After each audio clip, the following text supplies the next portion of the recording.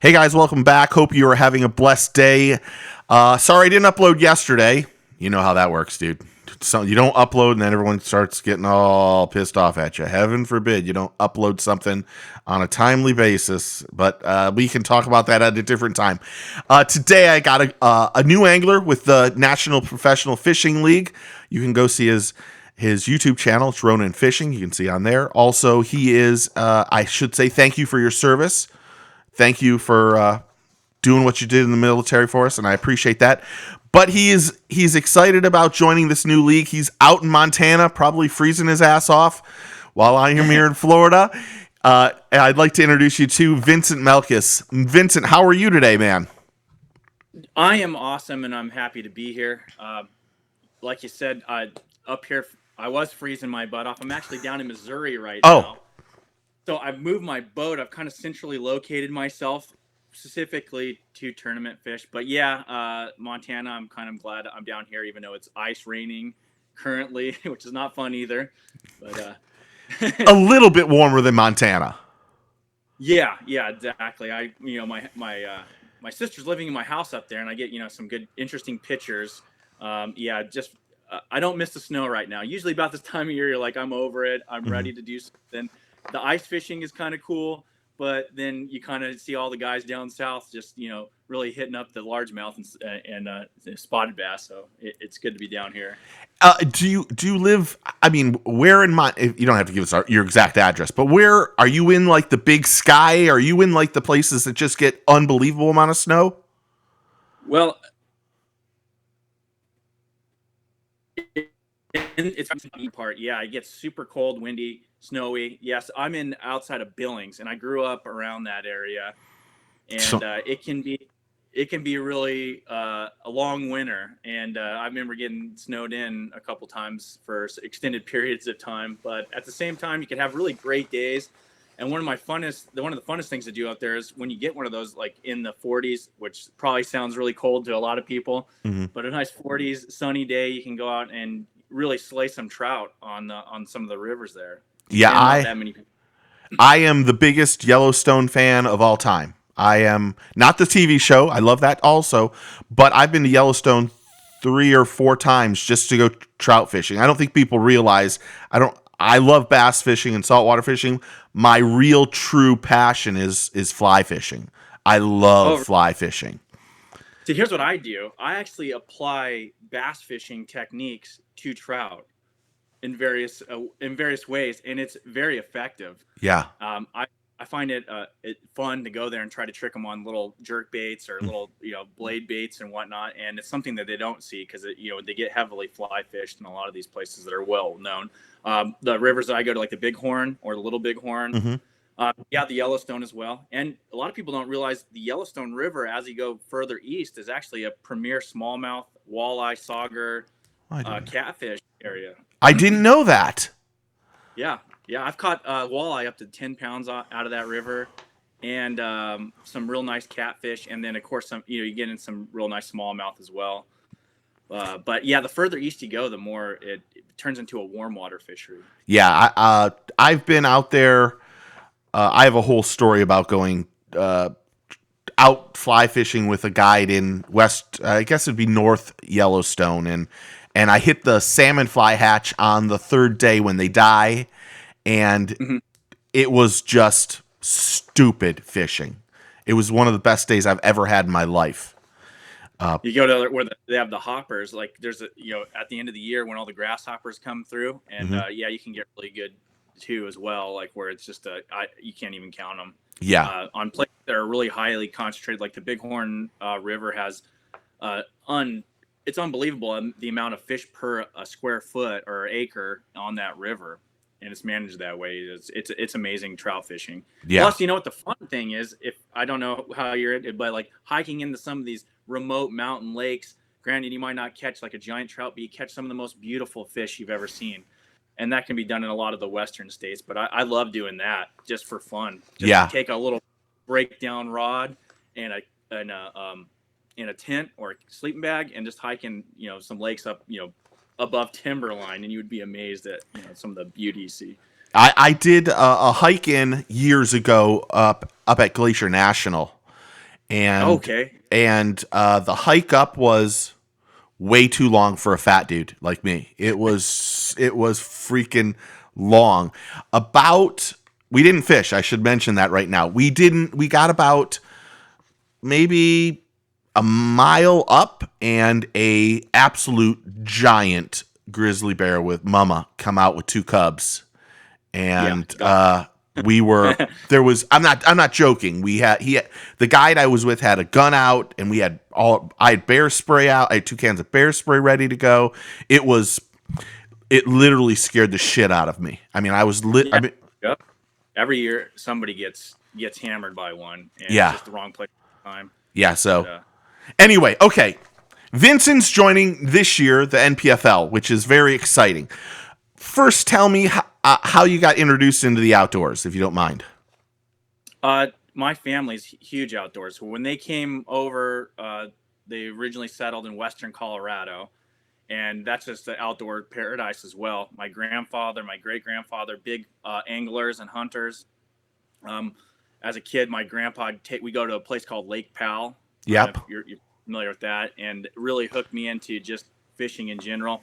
Of course, he's a little more stubborn, and then once I got into the realm of bass fishing, I got introduced to techniques when I was about 14 or 15. Tournament angler down there in around Arizona, he took me and got introduced to tournament fishing. And then at 16, I started tournament fishing myself, and I even did some Bassmaster, what they called them the invitationals back then when they were in the West. I did some of those, and then at 18,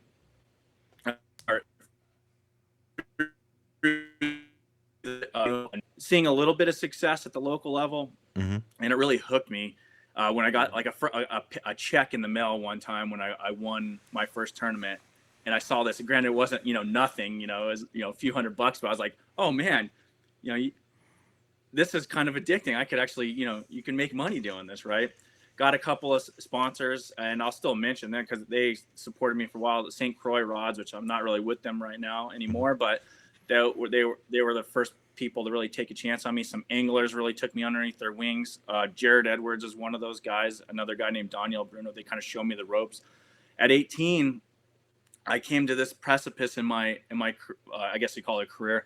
My dream of fishing professionally. And I was offered a big sponsor ship through a boat dealership and a boat company, and they were going to pay for my entry fees and whatnot. And it was right after September 11th, and they told me. I was like, well, I told them, I was sitting in the room with my mom. I was like, well, I'm thinking about joining the Marine Corps and maybe putting this off. And he's like, well, you really can't do both. So, if, one or the other, obviously we support you either way, but when you get out, you can come back.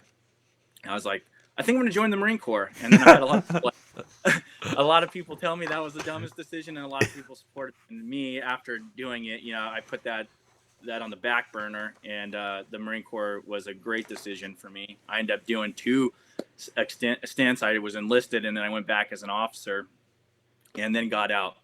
So I guess I want to parlay that into the new NPFL league.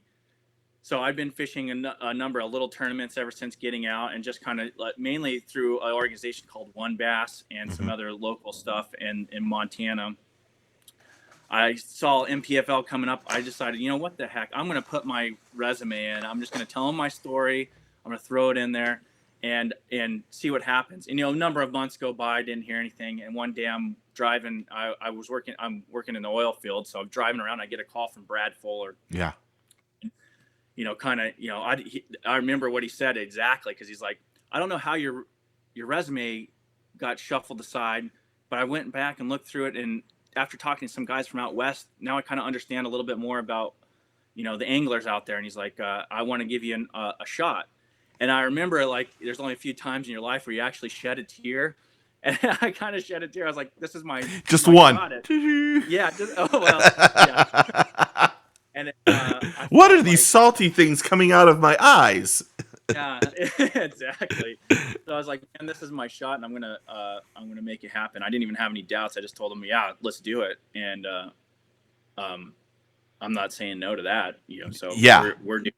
And yeah, I'm happy. I've actually known these guys have run other successful organizations, so I'm glad to hitch my trailer on the back of them and and let these guys with this experience running an organization put this thing together and really and try to grow it.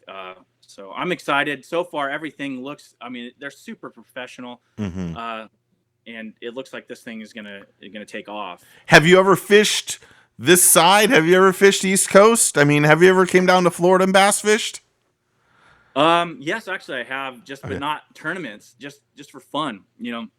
I had a grandfather that lived in like Mississippi, and then me and my mom would run around there, and I got to fish some of that area. And then when I was stationed in Pensacola for a little Oh, while, okay. and I ran fishing. I haven't obviously I don't have a whole lot of experience down there in Florida. It's going to be interesting, but It's gonna I be like hot. it. Yeah, yeah. Yeah. Oh yeah, yeah, yeah. The humidity, I've got a little taste of that, and it's yeah, it takes a little bit getting used to, but yeah, it'll be fun. I mean, the schedule, obviously, a lot of the lakes that are on that schedule, don't have a whole lot of experience with, but I actually look at a lot of that as a positive. That's Mm-hmm. the way I'm going to look at it. Instead of getting a lot of the home lake stuff, I've found out things are always evolving, and that can be good, but then it also can be a detriment. It just Yes. depends on how you utilize that your experience. So So are you doing research on the lakes now? Are you like just let's just take Lake Eufaula because that's your first tournament. Have you oh, started to look at like maps, or have you thought about doing any pre-fishing if it's available? what Or I've done there is I've already done a lot of map research on there and kind of building a little portfolio, I guess, of things. But and I've watched a number of tournaments, even so, like get data, um, and just see what that time of year, what weights it takes to. Usually, I'm looking at top whatever 10, and then what areas of the lakes. I also look at, which I used to back in the day, wasn't a lot of people didn't look at this, and it helped me a lot. I'd look at how many tournaments are going on before the tournament that I'm in. mm-hmm. What kind of fish care do they have? Do they release right there? Do they take their fish Yeah. elsewhere? Just because I'm game planning my day out essentially. It's like, well, where's my primary and secondary, and then my tertiary areas. To maybe pick up my tertiary area would be like to pick up one or two or a last minute keeper or Mm-hmm. something. And those sometimes are where they hold a lot of tournaments and they end up releasing a lot of fish around. I think at one time, Skeet Reese or someone used to call them retread. It might have been JT Kinney retreads or something. Yeah, retreads. Yeah, I don't remember where I heard that. I think it was maybe in an interview with him years ago. It's a common term out west, like where people actually do that. And somebody just said that because I was fishing at the U.S. Open. They're like, as we drove by, all these guys didn't even, as they launched, they just stopped like right outside the marina area. And my partner's like, or my co-angler, he's like, oh yeah, they're just fishing for retreads. I know that guy. Yeah. Like, yeah, it's a term out Yeah. here. I read and listened to another interview you did with Bass Talk Live, which was great. I think that I don't know the name of it right off the top of my head, but it was really good. The two guys. But you talked about you fished a lot of California. You like to fish California. Or you're confident or comfortable in California. Do you think any of that kind of fishing is going to help you over here, or are you going to just try to keep your mind as completely fresh and try to learn as much as possible? I'm going to keep my mind completely fresh, but it's undoubtedly that growing up and fishing those diverse fisheries in Arizona, California, Utah area, they have an impact because that has developed my fishing skills or the way I perceive fish and fishing, how I utilize techniques, what I feel comfortable doing. It undoubtedly that's going to have an effect. But that's one thing the Marine Corps has taught me is to keep an open mind, know the book, but know when to deviate. Pretty much, Yeah. So I think the California lakes in particular, and places maybe like Lake Havasu, are going to prepare me a little bit more towards that Florida and maybe Eufaula a little bit area, because there is some vegetation, there's some flipping, there's it's a very diverse. I don't know if you've ever been out there, but I haven't. the fish are super diverse. That's why I think there's so many great Western anglers that come from there. Granted, they don't have the same opportunities because it's a huge financial commitment, but the guys you do see that make that transition, they're usually super well-rounded and on the front edge of a lot of interesting techniques. How if you had to say this is the type of angler that I am, are you a puncher or flipper? Are you a crankbaiter? I mean, what style of fishing do you like the best? Finesse fishing, and it goes back to, I guess I could tie it to like sight fishing. I just like just tinkering with little baits and just kind of like finessing fish. That this is the one of my issues though, is it almost becomes a challenge to get a fish to bite. So I always like to bring up the fact that, okay, well, if I'm sitting on a bed fish, it almost becomes me versus that fish, and I'll tinker with little tiny baits. I'll throw crappie jigs. I'll pull off tails of worms and put them on tiny hooks and do weird things to get a fish to bite. It's interesting. But then at the same regard, I'll throw a 10-inch swim bait or a big glide bait. Yeah. I love that kind of stuff. So I'm two opposite spectrums, which is pretty, when I tell people that, it's like I'm just as comfortable picking up a giant Huddleston or, some kind of 316 swim bait and chucking that around all day, or picking up the drop shot and throwing a little Hazadong shad on there. Yeah. So getting back to MPFL, when did you hear that you were selected and got the invitation? Was it several months ago or was it just recently? April. That was that call that I was telling you about. Yeah. It was literally a call. I didn't know. In fact, I thought that my resume went into the ether, Yeah. I don't want this one. Throw this one away. In the old round filing cabinet. Yeah. But it was better than, it was good to get the phone call. That was it was interesting. Very emotional time. Yeah, Brad's a good dude. Brad's a great dude. So you've had time since April to work on sponsorships. How has that been an easy process for you, or has it been a tough thing? Because the financial commitment is, I mean, you're paying $30,000 this year for the tournament series. How has getting sponsors been for you? Has it been easy? Has it been hard? Tell me a little bit about it. Tough. It's been real tough, especially where I'm at. I've had some sit downs with some companies that,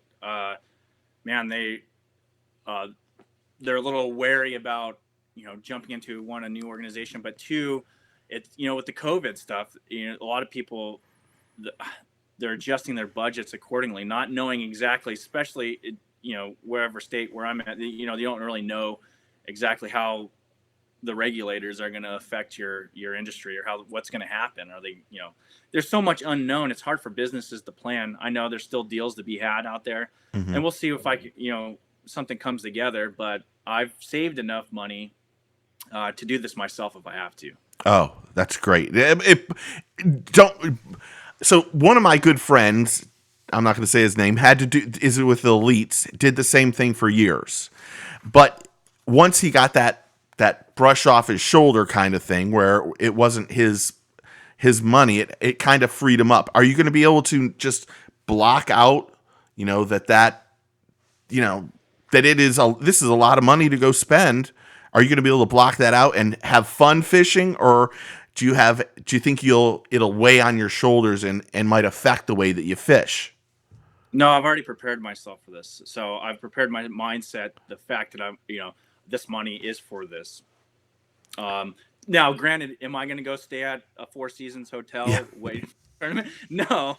I'm going to minimize my expenses, but I always do that. Even when I have, if I had 100,000 just laying around or $1 million, I would still probably fish the same way I would fish. Smart, yeah.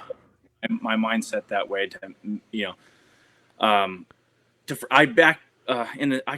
it affected me before. Like I always think about money and whatnot, but now I've taught myself to kind of, when I'm in the moment, when I'm fishing. I can't let these external things affect this one day on the water or this tournament. I have to kind of block out that and control what I can at the moment. So it's not going to affect me. I've budgeted out the season already, and we're gonna do it one way or the other. You're gonna kill it. Yeah, we're gonna do it. Is there one place on the schedule? Hold on. Is there one place on the schedule that you're really looking forward to going fishing? Okay, so I did I went over the PFL schedule, and I would say Wisconsin would probably be more in my Hmm. wheelhouse, and I think I mentioned that myself. But the actual place where I think that it might be a surprise, um, good tournament for me is the Harris Chain. I know that sounds crazy, but No, it doesn't. I for me though, because there's going to be guys that are from around the area, but I think that I might surprise a lot of people there. It just seems like an awesome fishery and a place that, Oh, it's an the way awesome it's an awesome fishery.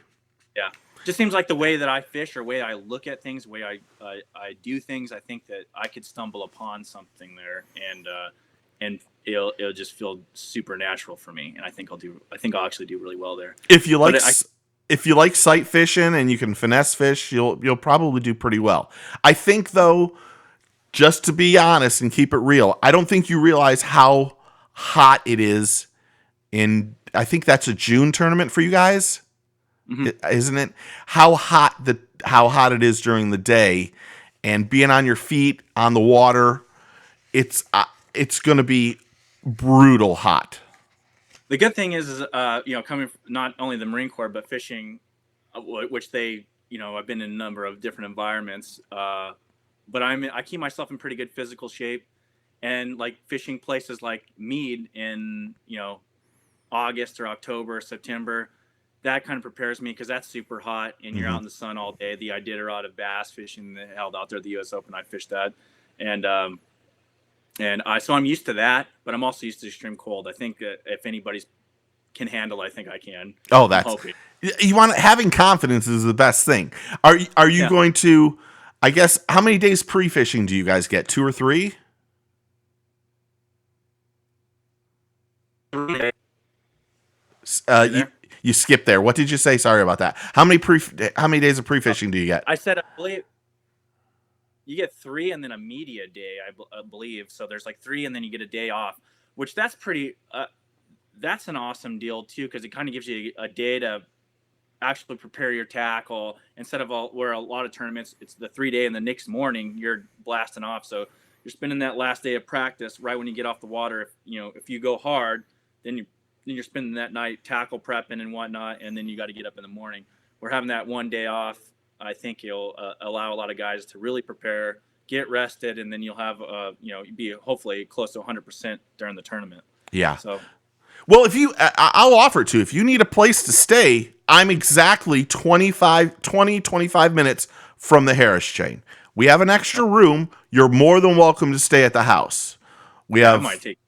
we have well, I don't want we have a gated community and plenty of yard and all that stuff. But if you need a place, you're welcome to stay here. Awesome. Okay, so let me just mention this is Vincent. He's new NPFL angler, but he also has a YouTube channel. You're just starting the YouTube channel, kind of like me, I guess. Yeah, I kind of just really started putting a little bit more effort into it late last year, and it has been growing. I mean, from nothing, to It's a slow you know, process. yeah, it is. But I'm astounded about some of the how many subscribers I have gotten in the last just couple months. I was like, oh, well, maybe there's something here, and it's a good thing to leverage, exposure. So I'm going to be putting a lot more effort into that. Probably be filming a lot of the MPFL stuff, Hmm. especially my practices, and along with some of the other tournaments I'll be doing. And then I do a lot of other fishing, fun fishing. There's some lakes that I want to go and actually do some real footage on that aren't real well known, but are just super fisheries out west and real tough to get to. And then probably even do some trout stuff. I don't know. We'll see what happens. I subscribed. I want everyone else to subscribe. And you got a Facebook page. Do you have? I saw a website on your email that we were emailing back and forth. Do you have a website now? No, I'm trying to rebuild a website Okay. right now. So I got a lot of things going on. There's going to be a lot of things rolling out, this year. Yeah. Website.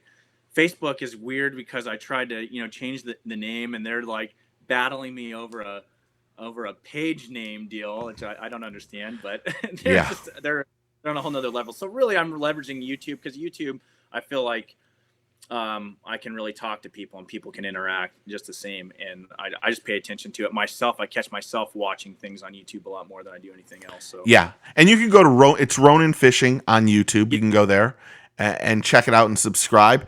Uh, just a couple more questions, and I'll let you go. And again, I appreciate the time and hope you. I'm really looking forward to seeing how you do, especially now that if you're excited about coming down here, that makes me happy.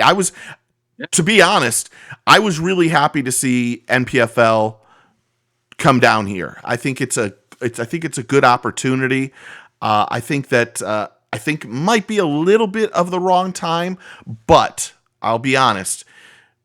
Like last year, right around the same amount of time, Terry Scroggins brought in 37 or 39 pound bag for 5 fish, right like a week or two before you guys are here.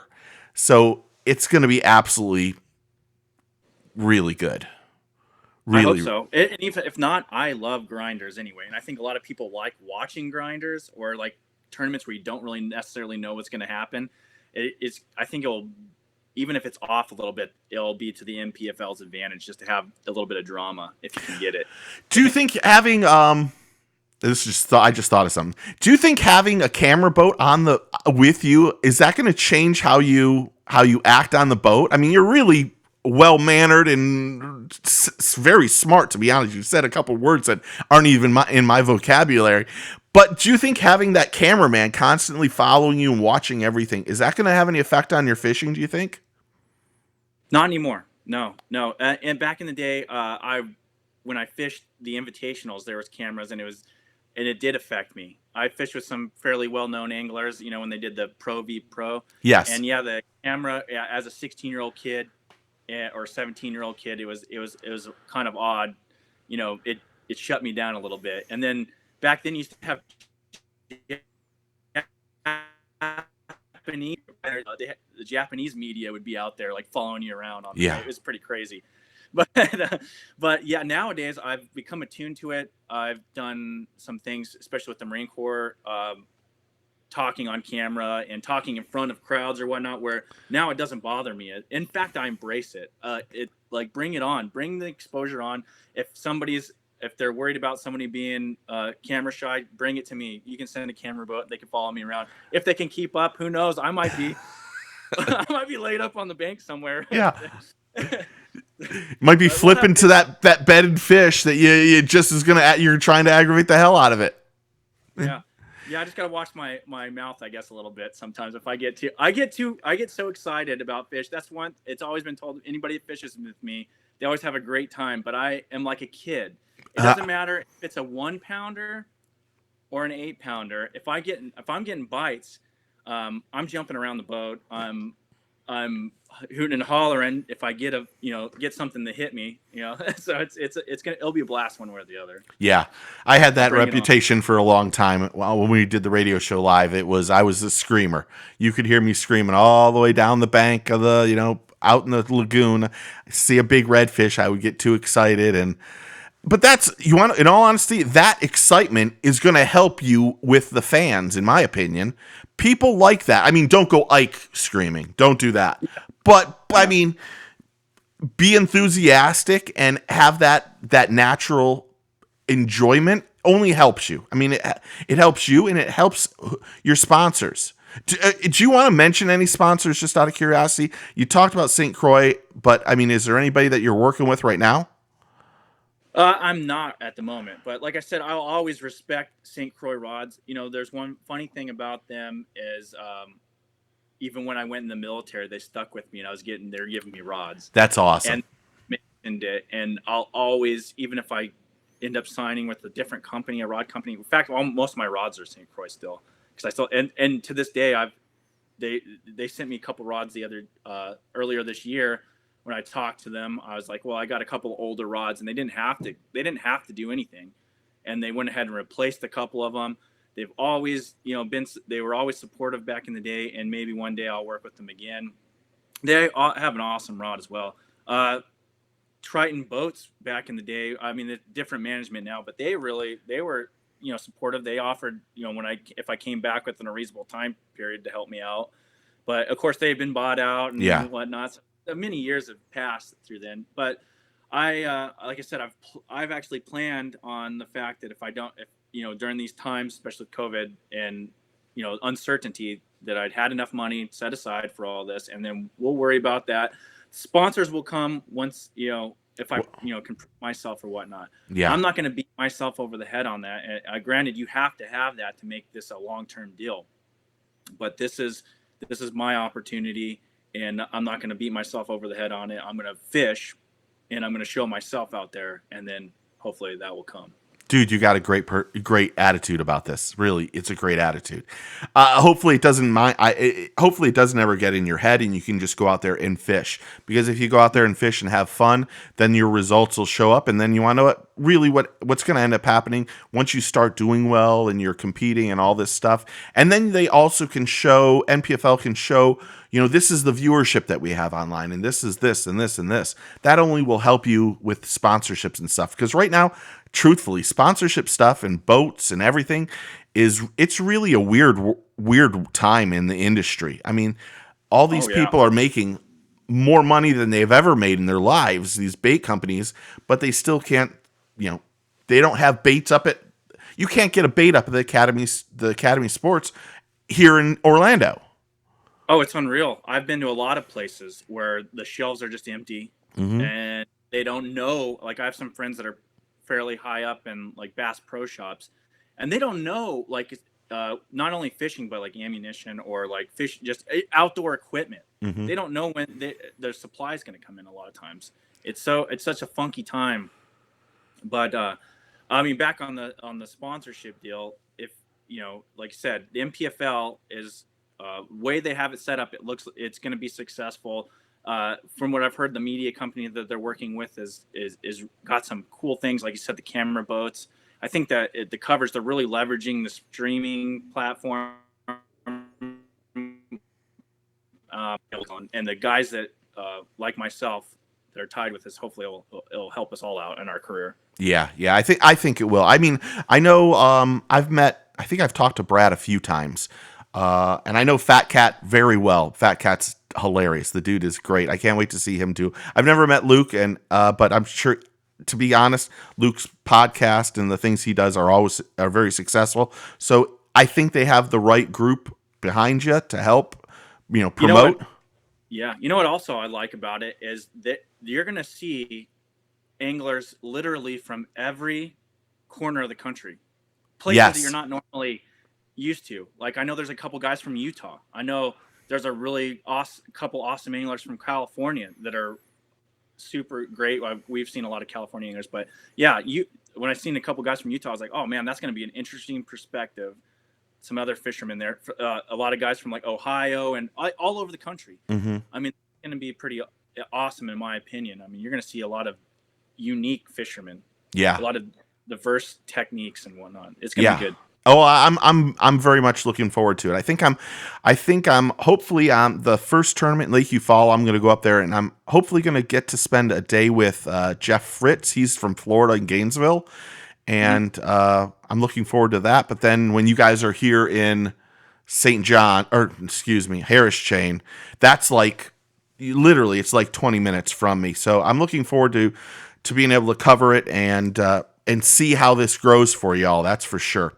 Last question. Biggest fish you've ever caught. Biggest bass you've ever caught. What is it? Okay, largemouth. Actually, a 961 in a tournament at a Saguaro Lake in Arizona. And I actually got beat big fish by 1/10 of a pound on that one. And then smallmouth, 6 something. Shut up. Yeah. And that's not even, that's nothing really to write home about up in where I'm from, and there's a lake up there in Montana, and it's getting a little bit more word out now about it, but it's really tough to get to. It's gigantic, but there is potential for a possible double-digit smallmouth in that lake. It's an amazing lake. It's on some of my videos, but I don't have a fish that obviously that caliber on there, but I've caught some 4 or 5 pounders out of there. And it's just a real tough lake to get to. One, it stresses your equipment because it's a lot of dirt road to get there. Wow. And then it can get real nasty. It can get real nasty if you get caught out there. And there's no cell phone service really. Yeah. But the fishing is incredible. The forage base is awesome. You could go there and I think some of the tournaments I know a guy that fishes it pretty regularly, and you're talking about almost 30 pounds of smallmouth to win a small little derby. That's unbelievable. Yeah, it's crazy. That's unbelievable. But yeah, I caught that largemouth, and this is I mentioned it on maybe the podcast you were talking about, watching me on. I caught that 961. It was over a night tournament in the morning on a number 4 Gamakatsu drop shot hook on whatever 4-pound cast or something like that. Oh, that is awesome. It's just a little tiny hook, just barely, skin hooked it off a real small bait. There's a possibility you could break that here in Florida at that time down there. It isn't going to be spawning season remotely. The spawn will be way off, but there's some year-round 8-9 pounders in Harris Chain.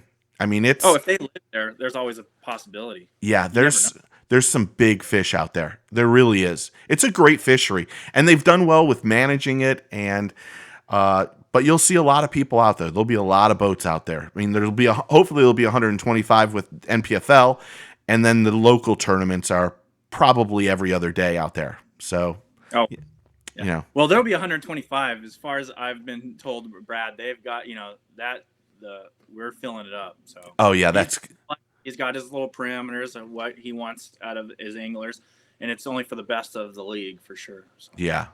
Well, I appreciate the time with you, Vincent. You have I think I sent you my phone number. If not, I'll email you my phone number. And if you're welcome here, and I'm looking forward to seeing and watching you do well. And I really appreciate the time. And I want everyone to go to Ronin Fishing, or whenever your Facebook page and your website gets up, we'll promote that too. But thank you for the time this morning, or today, or this afternoon. And really, it's really nice to meet you. It's really nice to meet you. You too, and I appreciate the time on here. And I look forward to whatever happens. Yeah. Did I freeze out on you? Yeah, it still came through, but yes. And we'll get together maybe before you follow. We can do just a little follow-up video to see how your brain is working before that tournament. For sure, yeah. Just get a hold of me, and we'll link up. Everyone, okay. As I say goodbye, everyone go check out Vincent on YouTube, Ronin Fishing. Do the search for that. Check him out on I need to make sure I say the National Professional Fishing League. Check him out there. Go subscribe, be part of his team, and again, thank you very much. Dude, I appreciate the time, and we'll talk again soon, okay? Will do. I appreciate it. Thanks, man. I'm gonna cancel out, and I'll still talk to you. Hold on. Okay, sounds good.